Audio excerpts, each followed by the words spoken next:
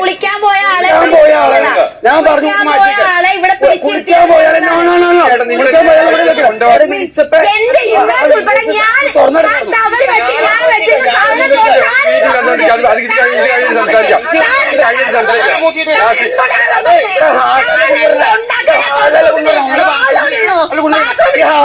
Team meeting കൂടുന്നതിനടുക്ക് സോഫയുടെ ബാക്കിലായി പൊതിഞ്ഞു വെച്ച Jasmine അടിവസ്ത്രങ്ങൾ നേരെ ജിൻഡോ പോയി അഴിച്ചെടുക്കുന്നു, എന്നിട്ട് അത് പൊക്കി കാണിക്കുന്നു. ഇത് കാണുന്ന ജാസ്മിൻ സകല കൺട്രോളും വിട്ടു പെരുമാറുന്നു. പിന്നെ നടന്നത് അവിടെ സംഭവ ബഹുല മുഹൂർത്തങ്ങളാണ് അല്ലേ. Anyway, welcome to our new Bigg Boss review channel. ഇത് നമ്മൾ ബിഗ് ബോസ് റിവ്യൂവിന് വേണ്ടി മാത്രം തുടങ്ങിയ ചാനലാണ്. പലർക്കും അത് അറിയില്ല, അതുകൊണ്ട് ഒരു ഇൻട്രൊഡക്ഷൻ തന്നെന്ന് മാത്രം. അപ്പൊ നിലവിൽ ബിഗ് ബോസ് 25 എപ്പിസോഡുകൾ അഥവാ 24 ദിനങ്ങൾ പിന്നിട്ട് കഴിഞ്ഞു അല്ലേ. ബിഗ് ബോസിലെ നിലവിലെ അവസ്ഥ പറയുകയാണെങ്കിൽ ഉള്ളത് പറയാലോ, ഓരോ ദിവസങ്ങൾ കഴിയുന്തോറും കച്ചറായിട്ട് മാറിക്കൊണ്ടിരിക്കുകയാണ്. കൂടുതൽ ലെവലിലേക്കാണ് ഇപ്പോൾ ഈ സീസൺ പോയിക്കൊണ്ടിരിക്കുന്നത്. എനിവേ, ഇന്നലത്തെ എപ്പിസോഡ് തുടങ്ങുന്നതന്നെ മെനിഞ്ഞാന്നത്തെ രാത്രിയിലെ ചില സംഭവങ്ങളിലൂടെയാണ്. എന്താണ് സംഭവം?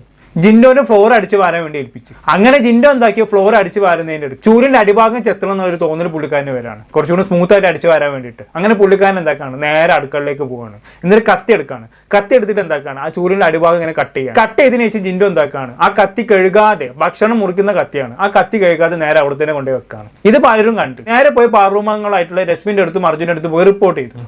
അങ്ങനെ ഇവർ മീറ്റിംഗ് വിളിച്ച് ജിൻഡോനെ ചോദ്യം ചെയ്തു. അപ്പൊ പതിവ് പോലെ തന്നെ ആദ്യം ജിൻഡോ എന്താ ചെയ്ത്, നിഷേധിക്കുകയാണ് ചെയ്തത്. ഇല്ല, ഞാൻ അങ്ങനെ ഒന്നും ചെയ്തിട്ടില്ല.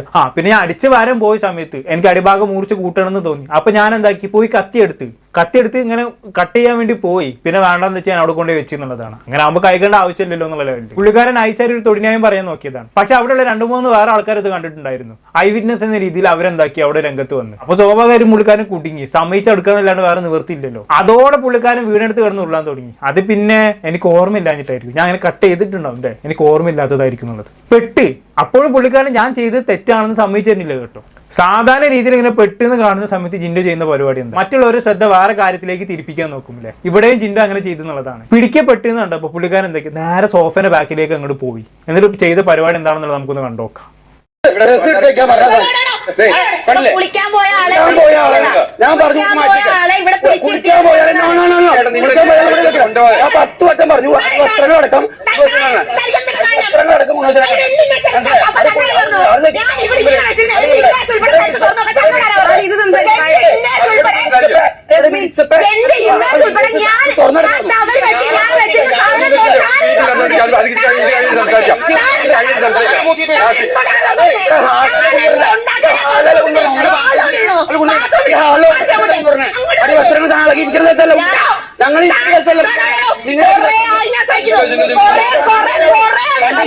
ഓക്കെ, സംഭവം മനസ്സിലായല്ലോ. പുള്ളിക്കാരൻ ഐസായിരുന്നു എല്ലാവരും ശ്രദ്ധ തിരിപ്പിക്കാൻ വേണ്ടി സോഫയുടെ ബാക്കിൽ ജാസ്മിൻ പൊതിഞ്ഞു വെച്ച അടിവസ്ത്രങ്ങൾ അങ്ങ് പൊക്കി കാണിച്ചതാണ് സംഭവം. അതിനുശേഷം ഉണ്ടായ സംഭവ ബഹുല മുഹൂർത്തങ്ങളാണ് നമ്മളിപ്പോൾ കണ്ടത്. ശരിക്കും അവിടെ സംഭവിച്ചെന്താ, ജാസ്മിന്റെ ടവലും അടിവസ്ത്രമൊക്കെ എടുത്ത് കഴിഞ്ഞിട്ട് കുളിക്കാൻ പോകുമായിരുന്നു. അങ്ങനെ പോകുന്നതിന്റെ അടുക്കാണ് ലക്ഷ്മി പറഞ്ഞത് ടീം മീറ്റിംഗ് ഉണ്ട്, അത് കഴിഞ്ഞിട്ട് പോകാന്നുള്ളത്. അപ്പൊ സ്വാഭാവികമായിട്ട് ജാസ്മിന്റെ കയ്യിൽ അടിവസ്ത്രങ്ങളൊക്കെ ഉണ്ടല്ലേ. അപ്പൊ അത് പുറത്ത് കാണാതെ രീതിയിൽ പുള്ളിക്കാരെ ടവലിൽ പൊതിഞ്ഞിട്ട് എന്താക്കി സോഫിന്റെ സൈഡിൽ വെച്ച് ടീം മീറ്റിംഗ് കഴിഞ്ഞ് നേരെ അങ്ങനെ കുളിക്കാൻ പോകാന്നുള്ള രീതിയിൽ അങ്ങനെ അവിടെ കൊണ്ടുവച്ചാണ് സംഭവം. അതാണ് ജിൻഡോ എന്തോ വലിയ സംഭവമാക്കി മീറ്റിംഗ് കൂടുന്ന ആൾ അടിവസ്ത്രം കൊണ്ടുവച്ച് എന്നുള്ള രീതിയിൽ വലിയ സംഭവമാക്കാൻ നോക്കിയത്. സംഭവം ഞാൻ നേരത്തെ പറഞ്ഞ പോലെ തന്നെ പുള്ളിക്കാരൻ എല്ലാവരുടെയും ശ്രദ്ധ ഒന്ന് തിരിക്കാൻ നോക്കിയതാണ്. അങ്ങനെ എല്ലാവരും നിങ്ങളൊന്ന് ചിന്തിച്ചു നോക്കി. ആദ്യം എല്ലാവരുടെയും ശ്രദ്ധയിൽ പെട്ട ഒരു കാര്യമാണ് അല്ലേ.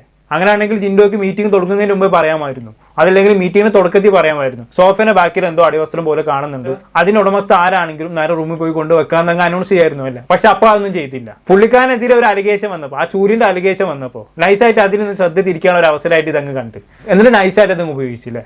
ഇത്തരം അപ്രോച്ചുകളാണ് ജിൻഡോ എന്ന ഗെയിമർ ഒരു മോശം ഗെയിമറാക്കി മാറ്റുന്നത്. ഇപ്പൊ ഇന്നലെ ഞാൻ പുള്ളിക്കാരനെതിരെ സംസാരിച്ചപ്പോൾ പലരും എന്റെ അടുത്ത് പേഴ്സണലായിട്ടും കമന്റ് ബോക്സിലൊക്കെ ആയിട്ട് ചോദിച്ചൊരു ചോദ്യമുണ്ട്, പുള്ളിക്കാരൻ അവിടെ അനുഭവിക്കുന്നതൊന്നും നീ കാണുന്നില്ലേ, നീ മനഃപൂർവ്വം പുള്ളിക്കാരൻ എന്തിനാണ് ഒറ്റപ്പെടുത്തണം എന്നുള്ള രീതിയിൽ. എനിക്ക് പുള്ളിക്കാരൻ ഒരു പേഴ്സണൽ ക്രെഡിറ്റ് ഇഷ്ടക്കുറവൊന്നുമില്ല, പക്ഷെ പിടിച്ചു നിൽക്കാൻ വേണ്ടി പുള്ളിക്കാരൻ പലപ്പോഴും നുണകൾ പറയാറുണ്ട്. എനിക്കെന്തോ നുണ പറയുന്ന ആൾക്കാർ തീരെ ഇഷ്ടമല്ല. മറ്റെല്ലാ സ്ട്രാറ്റജികളും നമുക്ക് സഹിക്കാം, അതൊക്കെ ഓക്കെയാണ്, അതൊക്കെ ബിഗ് ബോസിൽ വേണം. പക്ഷെ ഈ നുണ പറയുക എന്ന് പറയുന്നത് എനിക്കൊന്നും തീരെ ഒട്ടും യോജിക്കാൻ പറ്റുന്നില്ല. അതിന് ഗെയിം എന്ന് പറഞ്ഞ് ന്യായീകരിച്ചാലും എനിക്കൊന്നും അതിന് പറ്റുന്നില്ല. ബാക്കിയൊക്കെ ഓക്കെ. നുണ പറയുക എന്ന് പറയുന്നത് ഒരു മോശം കാര്യമായിട്ടാണ് ഞാൻ കാണുന്നത്. ഇടയ്ക്ക് എപ്പോഴെങ്കിലും ഒരു നുണക്ക് പറഞ്ഞു പോകുന്നതിന് കുഴപ്പമില്ല, മനുഷ്യ സഹജമായിട്ട് ചിലപ്പോൾ എല്ലാവരും പറഞ്ഞു പോകും. പക്ഷെ എപ്പോഴും നുണ പറയുന്ന ഒരാളാണ് നമുക്ക് എങ്ങനെ എത്തിക്കലി സപ്പോർട്ട് ചെയ്യാൻ പറ്റുക. അത് മാത്രമാണ് എനിക്ക് ജിൻഡോനുള്ള വിരോധം എന്ന് പറയുന്നത്. അത് മാറ്റി വെച്ച് കഴിഞ്ഞാണെങ്കിൽ പുള്ളിക്കാരൻ നല്ല ഗെയിമറാണ്. പുള്ളിക്കാരന്റെ സ്ട്രാറ്റജി ഒക്കെ നല്ല സ്ട്രാറ്റജി ഒക്കെ തന്നെയാണ്. പക്ഷെ എന്ത് ചെയ്യാൻ പറ്റും, ഇടയ്ക്കിടയ്ക്ക് ഇങ്ങനെ നുണ പറയുന്നതിനെ കൂടെ എനിക്ക് ഒട്ടും കൂടെ ആക്സെപ്റ്റ് ചെയ്യാൻ പറ്റുന്നില്ല. എന്തായാലും പ്രശ്നം രൂക്ഷമായി, അടിയായി, അങ്ങോട്ടും ഇങ്ങോട്ടും തന്തക്കും നളക്കും വിളിക്കണ ഗതികേട് വന്ന് അവസാനം ജാസ്മിൻ എന്താക്കി, ജിൻഡോയ്ക്കെതിരെ തുറപ്പിച്ചിട്ട് അങ്ങ് ഇറക്കി. എന്താണെന്ന് അറിയോ, 2 ദിവസം മുന്നേ ബിഗ് ബോസിന്റെ ഒരു അനൗൺസ്മെന്റ് വന്നിട്ടുണ്ടായിരുന്നു. നിങ്ങൾ പലരും ശ്രദ്ധിച്ച് കാണും.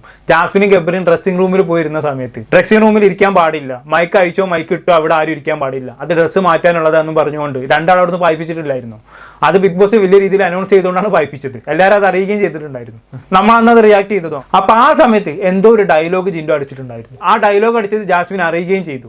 അത് പുറത്താരോടും പറയില്ല എന്ന് ജാസ്മിന് പ്രോമിസ് ഒക്കെ കൊടുത്തിട്ടുണ്ടായിരുന്നു ജിൻഡോക്ക്. പക്ഷെ ഇങ്ങനത്തെ ഒരാളോട് പ്രോമിസ് നിറവേറ്റേണ്ടില്ലല്ലോ എന്നുള്ള രീതിയിൽ ജാസ്മിൻ അത് പൊളിക്കുന്നുണ്ട്. നമുക്ക് എന്തായാലും ഒന്ന് കണ്ടുനോക്കാം. ഡ്രസ്സിംഗ് റൂമിന്റെ അകത്ത് മൈക്ക് ധരിച്ചാലും ഇല്ലെങ്കിലും ഡ്രസ്സിംഗ് റൂമിൽ ഇരുന്ന് സംസാരിക്കാൻ പറ്റില്ല എന്നുള്ളത് അതാണ് ഇവിടെ കാണിച്ചത്. അത് അന്ന് അയാൾ പറഞ്ഞതായിട്ട് ഞാൻ അറിഞ്ഞാണ്.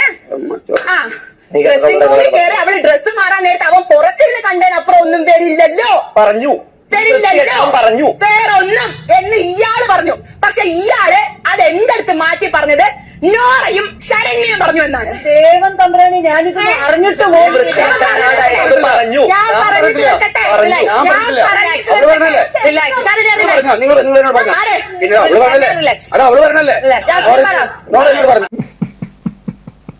എന്തായാലും നോറിന്റെ മോൻ തട്ടിട്ടാണ് ഞാൻ തിരിച്ചു പോയത്. ഞാനിപ്പോ പറഞ്ഞെന്നുള്ള രീതിയില്ലേ. നോറും ശരണ്യും മനസ്സാ വാചക പോലും അറിയാത്തൊരു കാര്യമാണ്. അപ്പൊ സംഭവം എന്താണെന്ന് മനസ്സിലായല്ലോ. അന്ന് അങ്ങനെ ഒരു അനൗൺസ്മെന്റ് വന്നപ്പോൾ ജിൻഡോ അടിച്ച ഡയലോഗ് എന്താണ്, ഡ്രസ്സിംഗ് റൂമിൽ ഇരുന്ന് ഗബ്രി ജാസ്മിന്റെ പരതും കണ്ടതിന് അത്ര വരില്ലല്ലോ മറ്റൊന്നുള്ളതില്ലേ. അതായത് ഒരു ടൈപ്പ് ഡയലോഗ് അടിച്ചതാണ്. അത് ജാസ്മിന് ചെവിയിലെത്തുകയും അത് എത്തിന്ന് അറിഞ്ഞ സമയത്ത് പുള്ളിക്കാരൻ എന്താക്കി, നൈസായിട്ട് അത് ശരണ്യയുടെയും നോറയുടെയും തലയിലിട്ടല്ല, അവരെന്നോട് അങ്ങനെ പറഞ്ഞു എന്നൊക്കെയുള്ള രീതി. ഇതാണ് ജിൻഡോയുടെ ഏറ്റവും വലിയ പ്രശ്നമായിട്ട് ഞാൻ കാണുന്നത്. എന്തിനാണ് ഇങ്ങനെ നുണ പറയുന്നത്?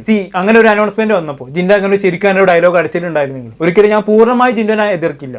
എതിർപ്പുണ്ട്, എന്നാലും പൂർണ്ണമായി എതിർക്കില്ല. കാരണം ഡ്രസ്സിംഗ് റൂമിൽ നിന്ന് ഒരു ആണും പെണ്ണും പുറത്തിറങ്ങി വരികയാണെങ്കിൽ അത്യാവശ്യം ഒരു ഓൾഡ് മൈൻഡ് സെറ്റ് ഉള്ള ആൾക്കാർക്ക് ഇങ്ങനെയൊക്കെ തന്നെ ഡയലോഗ് അടിക്കത്തുള്ളൂ. ചില അത് പൊളിറ്റിക്കൽ ഇൻകറക്റ്റ് ആയിട്ടുള്ള വേർഡാണ് കേട്ടോ. പക്ഷെ ജിൻഡോന്റെ കാര്യത്തിൽ എന്ത് പൊളിറ്റിക്കൽ കറക്റ്റ്നസ് അതൊക്കെ നോക്കി നിൽക്കുകയാണെങ്കിൽ അതിനെ സമയം കാണത്തുള്ളൂ. എങ്കിൽ കൂടി ഇങ്ങനെ 2 പേർ ഡ്രസ്സിംഗ് റൂമിൽ നിന്ന് ഇറങ്ങി വരുമ്പോൾ എങ്ങനെ ഡയലോഗ് അടിക്കുമെന്ന് നമുക്ക് അവിടെ ന്യായീകരിക്കാമല്ലേ. ഒരു ന്യായീകരണത്തിനെങ്കിൽ അവിടെ സ്കോപ്പ് ഉണ്ട് എന്നുള്ളതാണ്. പക്ഷെ ജിൻഡോ അവിടെ ചെയ്ത ഏറ്റവും മോശം കാര്യം എന്താണ്, അതിന്റെ റെസ്പോൺസിബിലിറ്റി നോറയുടെയും ശരണ്യയുടെയും തലയിലിട്ട് എന്നുള്ളതാണ്. കളവ് പറഞ്ഞു എന്നുള്ളതാണ്. അല്ലേ, അവിടെയാണ് ജിൻഡോക്ക് പാളി പോകുന്നത്. നേരെ തിരിച്ച് ഇതെല്ലാം അറിഞ്ഞതിന് ശേഷം ജിൻഡോക്ക് ജാസ്മിന്റെ അടുത്ത് പോയി പറയായിരുന്നു, ഞാൻ അങ്ങനെ പറഞ്ഞു, എനിക്ക് ആ സമയത്ത് പറയാൻ തോന്നിയെന്ന് മുഖത്ത് നോക്കി ജാസ്മിന്റെ മുഖത്ത് നോക്കി പറഞ്ഞിട്ടുണ്ടായിരുന്നെങ്കിൽ കാര്യങ്ങൾ നേരെ തിരിച്ചാകുമായിരുന്നു. അല്ലെ, ഇതിപ്പോ എന്തായാലും നുണ പറഞ്ഞപ്പോൾ പുള്ളിക്കാരന് കള്ളി വെളിച്ചത്തായി എന്നുള്ളതാണ്. എന്തിനാണ് ഇങ്ങനെയൊക്കെ ഓരോന്ന് കാണിച്ചു കൂട്ടേണ്ട ആവശ്യം? സ്ഥിരം നുണ പറച്ചിലായി മാറി. പിന്നെ ഇന്നലെ എന്നോട് പലരും പറയാൻ വിട്ടുപോയൊരു പോയിന്റ് സൂചിപ്പിച്ചായിരുന്നു. ഇപ്പൊ ലാലേട്ടൻ വന്നൊരു എപ്പിസോഡിൽ പുള്ളിക്കാരനോട് എന്തോ വായിക്കാൻ പറഞ്ഞ സമയത്ത് പുള്ളിക്കാരൻ എനിക്ക് കണ്ണാടില്ലാണ്ട് വായിക്കാൻ പറ്റുമെന്ന് ലാലേട്ടനോട് ന്യായം പറഞ്ഞിട്ടുണ്ടായിരുന്നു. അതേ ആള് തന്നെ ഇന്നലെ കണ്ണാടില്ലാണ്ട് എന്തോ ഒരു സംഭവം വായിക്കണം നമ്മൾ കണ്ടായിരുന്നു. ഇതൊക്കെയാണ് പുള്ളിക്കാരൻ പല സമയത്തും ഇങ്ങനെ നുണകൾ പറഞ്ഞുകൊണ്ടിരിക്കുകയാണ്.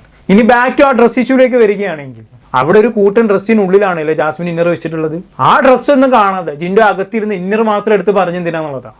ഇപ്പോഴും ഇന്നത്തെ കാര്യത്തും ഇന്നർ പുറത്ത് കണ്ടു എന്ന് പറഞ്ഞ വസന്തങ്ങളാണ് ഇയാൾ. അത് അറിയാത്തോണ്ട് ചോദിക്കുക. ഇതാണ് ഇദ്ദേഹത്തെ വൻ പരാജയമാക്കി മാറ്റുന്നത്. ഇതോടുകൂടി ജിൻഡോയുടെ കാര്യത്തിൽ കട്ട നെഗറ്റീവ് എന്നുള്ളതിൽ ഒരു സംശയമില്ല.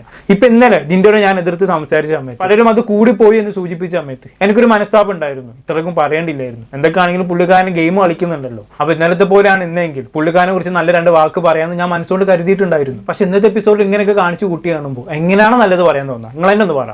ഉള്ളത് പറയാറ്, ഇങ്ങൾക്ക് എന്ത് പറയണം എന്നുള്ളത് പോലും അറിയില്ല എന്നുള്ളത്. എന്തൊക്കെയോ അങ്ങ് പറയും, എന്നിട്ട് അതിന് അനന്തരഫലമായിട്ട് എന്തൊക്കെയോ അങ്ങ് അനുഭവിക്കും. ചില സമയങ്ങളിൽ ഭയങ്കരമായിട്ട് ഓവറാവുന്നുണ്ട്. ഇന്നത്തെ എപ്പിസോഡിൽ ഫുള്ളും അനാവശ്യമായിരുന്നു. ഒരു പെൺകുട്ടിയുടെ അടിവസ്ത്രങ്ങളും മറ്റും അത് അവളുടെ മാത്രം സ്വകാര്യതയാണ്. അതിലിടപെട്ട് പ്രശ്നങ്ങൾ ഉണ്ടാക്കുന്ന മണ്ടൻ എന്ന വിളിപ്പേര് സ്വയം നേടിയെടുക്കുകയാണ് ഇപ്പൊ ജിൻഡോ ചെയ്തുകൊണ്ടിരിക്കുന്നത്. മനുഷ്യന്മാർക്കൊരു വ്യക്തിത്വം എന്ന് പറഞ്ഞൊരു സാധനം ഇല്ലേ അല്ലെ? പല സീസണുകളിലും സ്ത്രീകളുടെ അടിവസ്ത്രത്തെയും സാനിറ്ററി പാഡിനെയും ഒക്കെ കേന്ദ്രീകരിച്ച് നടക്കുന്ന പല ജന്തുക്കൾ ഉണ്ടാകും. ഇത്തവണ പല റോളുകളുടെയും കൂട്ടത്തിൽ ആ റോളും കൂടി നിർവഹിക്കുന്നത് ജിൻഡോ കാക്കാണ്. കണ്ടന്റിന് വേണ്ടി എന്തും ചെയ്യുന്ന സ്വഭാവമാണ് ജിൻഡോക്കുള്ളത്. അതൊരു പരിധി വരെ നല്ലതാണ്. പക്ഷെ അത് പിടിക്കപ്പെട്ടു എന്ന് കഴിഞ്ഞാണെങ്കിലോ നുണ പറഞ്ഞ് രക്ഷപ്പെടാനും നോക്കും. അവിടെയാണ് ജിൻഡോ എന്ന ഗെയിമർക്ക് പാളി പോകുന്നത്. അവസരത്തിനൊത്തി ലാലേട്ടനുള്ള ഒരു നുണ പറയുന്നുള്ളതാണ് അല്ലേ, നമ്മൾ കഴിഞ്ഞ ആഴ്ച കണ്ടതാണ്. ആ കണ്ണടന്റെ കേസൊക്കെ ബെസ്റ്റ് എക്സാമ്പിൾ ആണ്. എന്നിരുന്നാൽ ഇതെല്ലാം കഴിഞ്ഞിട്ട് വീണ്ടും ആ വീട്ടിൽ വർത്താനം ഉണ്ടായി എന്നുള്ളതാണ്. നമുക്ക് തരാമെന്ന് കണ്ടുനോക്കാം. പരാമർശങ്ങൾ പുള്ളി ആദ്യം തൊട്ടേ പറയുന്നുണ്ട്, പെണ്ണുങ്ങൾ ചതിക്കും, അത് കുറെ കാര്യങ്ങൾ പറയും. സ്ത്രീവിരുദ്ധ പരാമർശം, ബോഡി ഷേമിങ് എന്നോടും പറഞ്ഞിട്ട് പലരോടും പറയുന്ന ഒരു വ്യക്തിയാണ്. ഇതിനുവേണ്ടി ആരും റിയാക്ട് ചെയ്യാത്തതാണ് എനിക്ക് മനസ്സിലാവും. ആരും പറയരുത്, നീ സംസാരിക്കരുത്. ജിൻഡോയ്ക്ക് പ്രശ്നം ഉണ്ടാവും. എനിക്ക് അൺകംഫർട്ടബിൾ ആണ്, എനിക്ക് ഇഷ്ടമല്ലാത്ത ഒരാള് അല്ലെങ്കിൽ എനിക്ക് uncomfortable. Good touch, bad touch. Bad touch എന്നുള്ള രീതിയിൽ തൊടുമ്പോൾ വ്യക്തമായിട്ട് എനിക്ക് അറിയാനുള്ള പൂർണ്ണമായിട്ടുള്ള ബോധ്യം എനിക്ക് ശരീരത്തിലുണ്ട്. നമുക്കും എക്സ്പീരിയൻസസ് ആ പെമ്പിള്ളേർക്ക് മാത്രം ഒരു കാര്യമല്ല സെക്ഷൽ ഹറാസ്മെന്റിന്റെ എക്സ്പീരിയൻസ് ആമ്പിള്ളേരും പലതവണ അനുഭവിക്കുന്ന കാര്യം തന്നെയാണ്. ആ സമയത്ത് ഇവൻ വന്ന് ഓരോ തവണ ഇന്നലെ അവിടെ നിന്നിട്ട് അവൻ ട്രെയിനറിന്റെ മൈൻഡ് സെറ്റിലാണ് പറഞ്ഞതെങ്കിൽ, അവൻ ഒരു ജിം ട്രെയിനർ ആയിരുന്നെങ്കിൽ, അവൻ അന്തസ്സുള്ള ആഴത്തുള്ള ജിം ട്രെയിനർ ആയിരുന്നെങ്കിൽ അവൻ അവിടെ വെച്ചിട്ട് എന്റെ തുണി എടുപ്പിച്ചിട്ട് ഇവിടെ വന്നിട്ട് ആ ഡയലോഗ് അവൻ അടിക്കില്ല. എന്ത് പെണ്ണിന്റെ ശരീരമാണെന്ന്. ഇയാള് പറയുന്ന കാര്യങ്ങളൊക്കെ നിങ്ങൾ ആ വീഡിയോ കണ്ടിട്ടുണ്ട്. അപ്പൊ അതൊന്ന് വീഡിയോ നിങ്ങൾ കാണണല്ല, എനിക്ക് നിങ്ങളോടല്ല പറയാനുള്ളത്.